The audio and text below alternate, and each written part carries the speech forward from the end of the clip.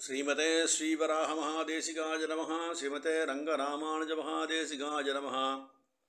श्रीमते वेदान्तरामानुजमहादेशिकाय नमः। श्रीमते निगमान्तमहादेशिकाय नमः। श्रीमते भगवते वाच्यकाराय महादेशिकाय नमः। श्रीमते बकुलभूषणमहागुरवे नमः। श्रीतरङ्गमहनन्दिनी हेमाब्जनायिका समेत श्रीदेवनाथपरब्रह्मणे नमः। श्री अलर्मेल मंका नायिका समेत श्री श्रीनिवास परब्रह्मणे नमः। श्रीमान वेंकटनाथार्य कवितार्किककेसरी वेदांताचार्यवर्यो मे सन्निधत्तां सदाहृति சீரொன்றுதோ புழுதிருவேங்கடமுடையான் பாரொன்றச் சொன்ன பழமொழியுள் ஓரொன்று தானே யமயாதோ தாரணியல் வாழ்வார்க்கு வானேரப்போமளவும் வாழ்வு. சிவதே நிகமாந்த மகாதேசிகாய நமஹ. அத்யத்புதமான ஒரு சன்னிவேசம் இங்கே காட்டுறார் சுவாமி தேசிகன். 34வது ஸ்லோகத்திலே கீழ் ஸ்லோகத்திலே சொன்ன விஷயமானது என்னன்னா, தயாதேவியே இந்த ஜீவாத்மா மேலே பரிவு கொண்டு தானே வந்து அந்த நியாயஸ்தலத்திலே வாதாடி நமக்கெல்லாம் பெருமானுடைய தண்டனை என்ற விஷயத்திலேருந்து நம்மளை தப்புவித்து நல்ல கதி கொடுக்கிறான்னு சுவாமி கீழ்ப்பாசுரத்திலே சொன்னார். இந்த பாசுரத்திலே விசேஷம் என்ன அப்படின்னு கேட்டாக்கா, நமக்கோசம் எம்பெருமானே அவதாரங்களிலே பிறக்கின்றான். அந்த அவதாரங்கள்லாம் நமக்கோசரம்னான்னு சுவாமி தேசிகன் அற்புதமாக ஒரு இந்த 35வது ஸ்லோகத்தை அவதாரம் பண்ண வைக்கிறார். அவதரண விசேஷைஹி ஆத்மலீலாபதேசைஹி அவமதிமனுகம்பே மஞ்சதித்தேஷு வித்தன் விஷபசிகிரிநாதः त्वन्निदेशेन नूनं वदति चरणबाजां भावितो जन्ममेतान्. ரொம்ப அற்புதமான ஒரு பாசுரம் இது. அவதரண விசேஷைஹி ஆத்மலீலாபதேசைஹி, எம்பெருமான் வந்து அவதாரம் பண்ணுறான். எம்பெருமான அவதாரங்கள் அனைத்துமே அவனுடைய லீலைக்காக, அவனுடைய போகத்துக்காக ஒரு சித்து விளையாட்டு எம்பெருமான் விளையாடுறான். தான் விளையாடும்போது தர்ம சம்ஸ்தாபனம் அவனுடைய முக்கிய தர்மமாயிருக்கு. இந்த அதர்ம ரீதியில் இருக்கிறவாளை எம்பெருமான் சம்ஹாரம் பண்ணி தர்ம பரிபாலனம் பண்ணுறதுக்கு எம்பெருமான் பல்வேறு விதமான அவதாரங்கள் பண்ணுறான். விளையாட்டு என்று சொல்லிக்கொண்டு பல வகையிலே எம்பெருமான் பிறக்கின்றான், அவதாரம் பண்ணுறான் சீனிவாசன். அது எல்லாம் அவதாரங்கள் என்று சொல்லவும் செய்கிறான் பெருமாள். ஏன்னா அப்படிப்பட்ட ஒரு லீலையிலே அவன் வந்து ஒரு அதிமானுஷ்யமான செயல்களை எம்பெருமான் செஞ்சு காட்டுறான்.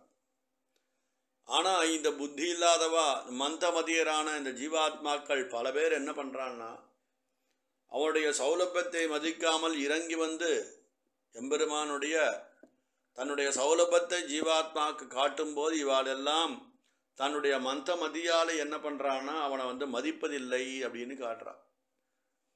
ஒரு குரலா இருளம் மூவடி மண் வேண்டி உலகனத்தும் ஈரடியால் உடுக்கின்னு சாய்ச்சார். சின்ன பையன்தானே சுவாமி 3 அடி மண் கேட்குறான், தானே அளந்துக்கிறான்னு ஒரு ஏளனம் பலி சக்கரவர்த்திக்கு. நான் கொடுக்குறேன் அப்படின்னு ஒரு அகங்காரத்தினாலே பண்ணான். பெம்பெருமான் வந்து ஒரு குரலா இருளம் மூவடி மண் வேண்டி உலகனைத்தும் ஈரியால் ஒடுக்கிட்டார் எம்பெருமான். அவனை மதிக்காததாலே மற்றவனும் என்னால் தரப்பட்ட தண்டலுமே அத்துணைக்கண் மின்னாறு மணிபுடி போய் விந்தடவ மேலிடத்த பொன்னாறு கனகழக்கா ஏரழகம் பொய்க்கடந்தங்கொன்னாவசர துளங்கச் சல நீட்டி மன்னி வகலிடத்தை மாவலிய வஞ்சித்து தன்னுலகம் ஆக்குவித்த தாளானைன்னு பெரிய திருமடல்ல கலியன் சாதிக்கிறார் இந்த வாமன அவதாரத்தை. ததானந்தரம் இங்கே தூணிலும் இருப்பான் துரும்பிலும் இருப்பான்னு சொல்கிற ஹே பிளக்ராத்தா இங்கே இருக்கான்னு கேட்டான், ஏளனமாக கேட்டான். நான் கட்டிய தூண் இது உள்ளே எப்படி பெம்பெருமான் இருப்பான்னு கேட்டு தூணை பழக்கிறான். சிம்மம் கர்ஜிட்டு வெளில வந்தது. அப்பயும் அவனை வந்து மதிக்கல. அவன் கிருஷ்ணாவதாரம் மன்னர் எம்பெருமான் சீமாலிகன் அவனோடு தோழமை கொள்ளவும் வல்லாய் சாமாரவணனை எண்ணி சக்கரத்தால் தலை கொண்டாயின்னு ஆழ்வா சாதிச்சார். உனக்கு மட்டும்தான் தெரியுமாடா, எனக்கும் எல்லா வித்தையும் தெரியும்னா சக்கரத்தை கொடுத்தார். கழுத்தை வெட்டிட்டு வந்துடுத்து சக்கரத்தை ஆழ்வார். அப்பட சொன்னார், கீழ்மை வசவுகளே வெய்யும்னு சுவாமி நம்மாழ்வார் சாய்த்த கிருஷ்ணாவதாரத்தில் சிசுபாலன் வந்து எம்பெருமான் அவ்வளோ வசவு வசான், உனக்கு என்னடா அக்ரபூஜை உனக்கு அப்படின்னு சொல்லி எம்பெருமானை வந்து கிருஷ்ணனை வந்து அவ்வளோ ஏளனமாக பேசினான். கீழ்மை வசவுகளே வையும் சிசுபாலன் திருப்படி தாட்பால் அடைந்த தன்மை அறிவாரை அறிந்துமேனு சுவாமி நம்மாழ்வார் திருவாய்மொழியில சாட்சர். அப்படி மந்தமதியான இவாயெல்லாம் எம்பெருமானை மதிக்காமல் அவனோட அவதாரத்தை மதிக்காமல் இருக்கா. ஆனாலும் எம்பெருமான் என்ன பண்ணுறான் அப்படின்னாக்கா, அவனுடைய தயை, அந்த தயாதேவனுடைய தயையின் கட்டளையின்படி எம்பெருமான் நடக்கிறான். எதுக்கு எம்பெருமான் இத்தனை அவதாரங்களாதிகள் பண்ணணும் அப்படின்னா, எந்தெந்த காலத்திலும் சாதுக்கள் சரணாகதி செய்ய துணிவரோ அந்த காலத்திலே நான் தோன்ற வேண்டும் என்பதான எம்பெருமானுடைய சங்கல்பமாக அமையிறது. சாதுக்கள்லாம் எப்போ அவதாரம் பண்ணி எம்பெருமானை சரணாகதி பண்ணணும்னு நினைக்கிறாளோ தத்தத் சமயங்களிலே எம்பெருமான் தானும் அவதாரம் பண்ணி இந்த ஜீவாத்மா வரும்போது அவனும் கூடவே அவதாரம் பண்ணி இது எல்லாம் என் திருவடியை வந்து தொடாதா, இவாளுக்கு நல்ல கதியான அந்த சுத்த சத்வமயமான மோட்சத்தை நாம் அளிக்க மாட்டோமான்னு அவனும் கூடவே பிறந்து வருகிறான். அதில் முக்கியமான அவதாரம் சொல்லப்பட்டது ஸ்ரீ ராமகிருஷ்ண அவதாரிகள்னு சொல்கிறா பெரியவா நம்மக்கிட்ட. ராமாவதாரத்துலேயே அத்தனை ரிஷிகளும் எம்பெருமான சரணாகதி பண்ணா, அப்பா நீ பெரிய ராஜாவாக இருக்க, உன்னோடைய ஒரு சம்சர்க்க ஜாதம் ஒரு கிட்ட வந்து எங்களால் எதுவும் பண்ண முடியலையப்பா அப்படின்னு சொல்லும்போது, கிருஷ்ணாவதாரம் பண்ண போகிறேன், அங்கே நீங்கள்லாம் கோபஸ்திரீகளாக வாங்கோ பசுக்களாக வாங்கோன்னு பெருமான் சொல்லி, அதனாலே அந்த அவதாரத்திலே கிருஷ்ணாவதாரத்திலே எல்லாம் கிருஷ்ணனுக்கு சந்நிகதமாக இருந்து அவன் திருமீனியை தொடும் அளவுக்கு பாக்கியத்தை பெற்றார்கள். அப்போது அவனே வந்து துணிஞ்சு அவதாரம் பண்ணுறான் இந்த பூலோகத்தில். ஏன்னா இந்த ஜீவாத்மாக்களுக்கு ஒரு ரக்ஷணம் செய்ய வேண்டும் என்று அவன் திருவுள்ளத்திலே சங்கல்பம் இருக்குது. அந்த சங்கல்பமானது எப்படி இருக்குன்னா தயாதேவியின் கட்டளையாக இருக்குன்னு சுவாமி தேசிகன் இந்த ஸ்லோகத்தில் சாய்கிறார்.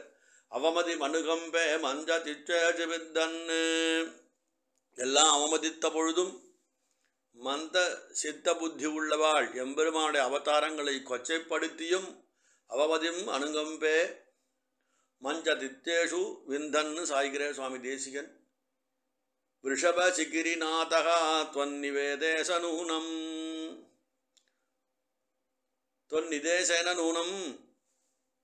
என்ன அப்படின்னு கேட்டாக்கா, நீ வந்து பிறக்கணும்னு சொல்லும்போது தயாதேவின் கட்டளைக்கு உட்பட்டு பிறக்கிற, எதுக்கு நான் கிமர்த்தம் அவதாரம் அவசியக்கம்னு கேட்டாக்கா, பததி சரணபாஜாம் பாவிதோ ஜன்மமே தத்து. இவர் சாதுக்கள், அதாவது என்ன சொல்கிறா, ரொம்ப சாத்வீகமான குணங்கள் உடையவா எம்பெருமானு சித்தம் உள்ளவா வந்து சரணாகதி பண்ணணும்னு ஆசைப்படுறா சுவாமி, அதுக்கு நான் அங்கே இருந்தால் தானே முடியும்னு சொல்லிட்டு எம்பெருமான் அவனும் அந்த தயை என்ற குணத்தினுடைய ஆக்ஞைக்கு கட்டுப்பட்டு அவனும் அவதாரம் புனப்புனகா பண்ணுகிறான்னு சொல்கிறார். நான் ஒரு தடவை தான் பண்ணுவேன்னு சொன்னானே, அப்புறம் பரித்ராணாய சாதூனாம் விநாசாய சதுஷ்குதாம் தர்ம சம்ஸ்தாபனார்த்தாய சம்பவாமி யுகே யுகேன்னு சொன்னார், கிருஷ்ணனே சொன்னார். ஏன்னா எதுக்கு சொல்லணுன்னா, சர்வதர்மான் பரித்தத்த மாமேகம் சரணம் பிரஜ அகம்தா சர பாபேபியோ மோக்ஷயிஸ்யாமி மாசுஜகான்னு சொல்கிறதுக்கு தான் கிருஷ்ணாவதாரம் பண்ணித்து.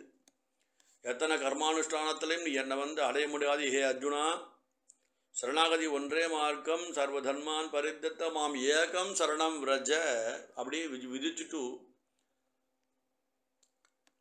என்னுடைய திருவடியை பிடிச்சிக்கோ, நீங்கள்லாம் கர்மோசராக இருக்கீங்கப்பா, அது கர்மா தொடஞ்சு தான் உனக்கு எல்லாம் கிடைக்கும், மோட்சம் கிடைக்கும்னு எம்பெருமான் சொல்கிறார். சீனிவாசனே ஆசிரியனான கைதிக்கு பதிலாக அவதாரம் எடுக்கிறான்னு பெரியவா வியாக்கியானம் பண்ணுறா. கைதினா நம்ம ஜீவாத்மா தான் இந்த சம்சாரத்தை கைதியாக இருக்கும். அதனாலே சீனிவாசனே நம்மளுடைய பிறவிக்கட்டை நீப்பதற்கு தானும் அவதாரம் செய்து அந்த அவதாரங்களே தன்னுடைய போக்கிய அதிசயத்தை காட்டி நம்மெல்லாம் இதிலேருந்து நீக்கிறான். நானும் பிறந்து நீயும் பிறக்க வேண்டுமான ஒரு கேள்விலாம் வருது அந்த இடத்துல.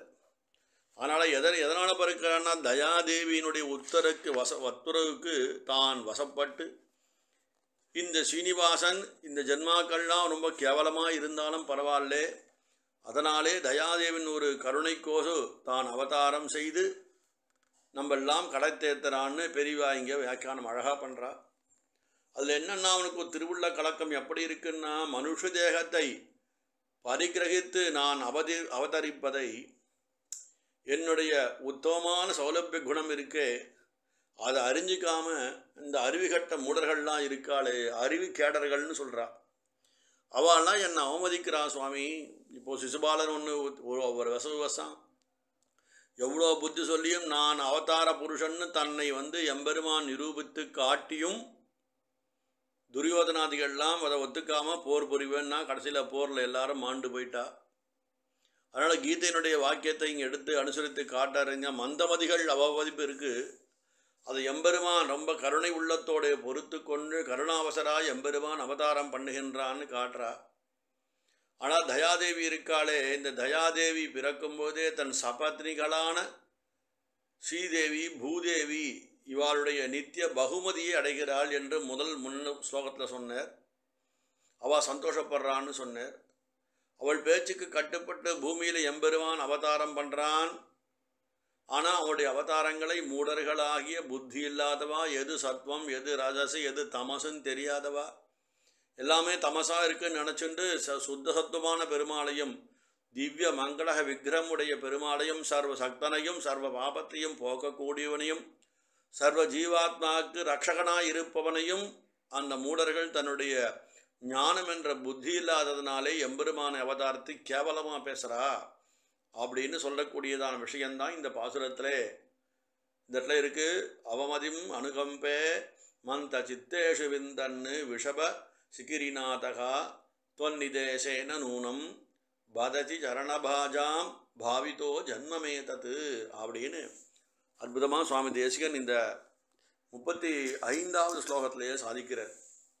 இதில் விஷயம் என்ன அப்படின்னாக்கா, எம்பெருமான் தன்னுடைய கருணையினாலேயும் தயாதேவியுடைய பிரார்த்தனையினாலேயும் அவளுக்கு கட்டுப்பட்டும் அவதாரம் பண்ணி இந்த ஜீவங்கள்லாம் பிறக்கும்போது தானும் அவனுடைய அனுகதையாய் எம்பெருமான் தன்னை காட்டி கொடுத்து திவ்யதேசங்கள் தோறும் அச்சாரூபியாய் எம்பெருமான் அச்சாவதாரத்தை எம்பெருமான் இருந்து நமக்கெல்லாம் அவன் திருவடியை பற்றுங்கோ ஆச்சாரமுக்கே வாங்கோன்னு அந்த சரணாகதி தர்மத்தை எம்பெருமான் காட்டி காட்டி அழைக்கின்றான்.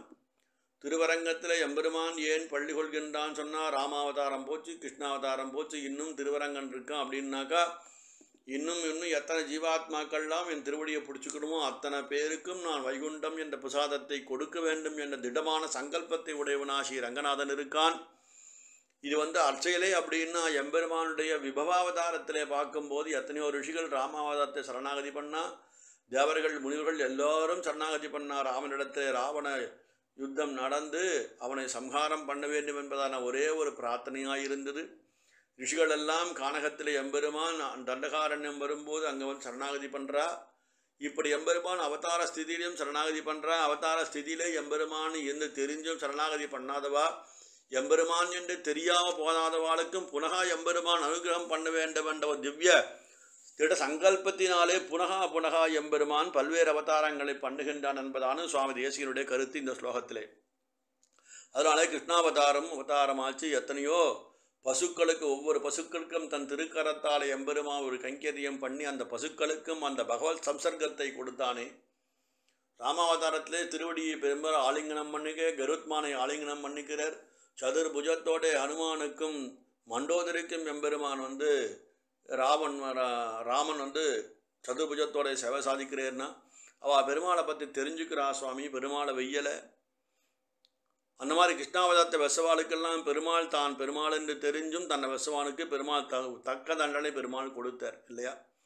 அதே ரீதியிலே நம்மளுடைய இந்த ஜீவாத்மாவிலும் எம்பெருமானை அறிந்துக்காம புனரப்பி மரணம் புனரப்பி ஜனனம் சொல்லிட்டு மாறி மாறி பலவிரப்பும் பிறந்து அடியை அடைந்து உள்ளம் தேறி இரு இன்பத்திருவெள்ளம் யான் மூழ்கினன் என்ற ரீதியிலே நம்மாழ்வா சாதித்த ரீதியிலே நம்ம ஜீவாத்மாக்கள்லாம் புனப்புனகா பிறந்துன்றிருக்கு. அவனும் புனப்புனகா பிறந்து நம்மளை இந்த ஜென்மத்திலான என்னை கண்டுக்க மாட்டானா, இவனுக்கு நான் அனுகிரகம் பண்ண வேண்டுமா என்று எம்பெருமான் திருவுள்ள 10 காலத்தே தயாதேவியின் கட்டளையும் பேரில் எம்பெருமான் அவதாரம் பண்ணி நமக்கெல்லாம் நல்லகதி கொடுப்பதற்கு அவதரிக்கின்றான்னு சொல்லி சுவாமி தேசிகன் இந்த 35வது ஸ்லோகத்திலே அற்புதமான ஒரு விஷயத்தை சாதிக்க இருந்தாலும் எம்பெருமானுடைய அவதாரங்களை அந்த புத்தி இல்லாதவா, ஞானம் இல்லாதவா, ஞானம் விகாசப்படாதவா எல்லாரும் இவருடைய அவதாரங்களை அவமதித்து பேசும்படியான ஒரு விஷயமும் இந்த ஸ்லோகத்திலே சொல்லியிருக்கார் சுவாமி தேசிகன். எது எப்படி இருந்தாலும் அவனுடைய திட சங்கல்பமானது தான் ஜீவாத்மா அவதாரம் பண்ணும்போது தானும் பரமாத்மா அவனுக்கு கூடவே வெவ்வேறு அவதாரங்கள் வெவ்வேறு ரூபங்கள் எடுத்துட்டு அவதாரம் பண்ணி எல்லோருக்கும் அனுகிரகம் பண்ண வேண்டும் என்பது தானே திரண்ட கருத்தாக இந்த ஸ்லோகத்தில் அமைஞ்சிருக்கு. கவிதார்க்கிக சிம்மாய கல்யாண குணசாலினே ஸ்ரீமதே வெங்கடேசாய வேதாந்த குரவே நமஹ.